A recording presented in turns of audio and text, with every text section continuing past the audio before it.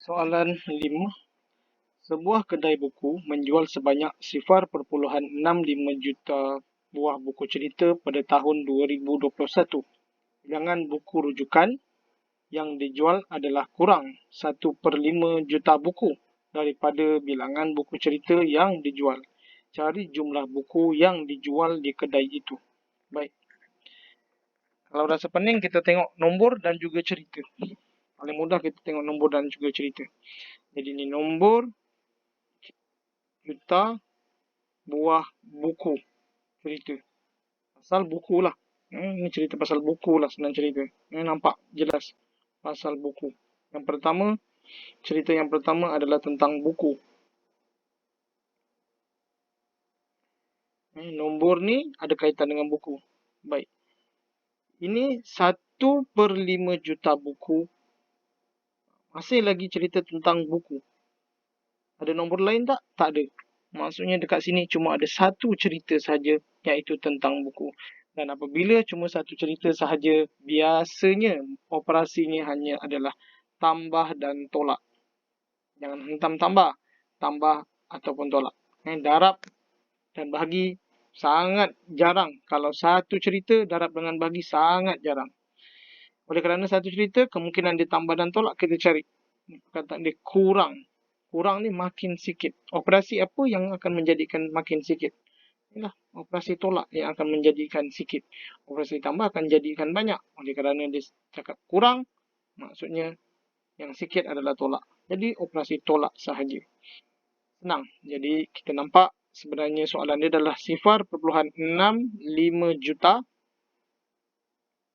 Saya buat shortcut tolak 1/5 juta. Ini adalah soalan sebenarnya. Dibuat dalam bentuk penyelesaian masalah. Soalan dia inilah.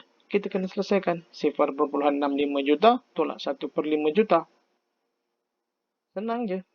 Jadi, kalau dah hafal lagu pecahan tu senang. Dah hafal. 1/2/5, 1/5/2. Sebenarnya, untuk yang dah mahir dah hafal lagu, dia akan nampak 0,65 juta tolak 1/5/2 juta. Perpuluhan 2 ni maksudnya 0,2. Dah, senang kita buat. Ni garisan perpuluhan 0,65. Sorry. Saya buat besar sikit Kat sini. Ni soalan dia Ni soalan dia. Saya salin balik soalan tepi lah. 0,65 juta tolak 0,2 juta. Buat kat sini jadi semua boleh nampak. Ingat petak juta kita 1, 2, 3, 4, 5, 6. Sini juta kita.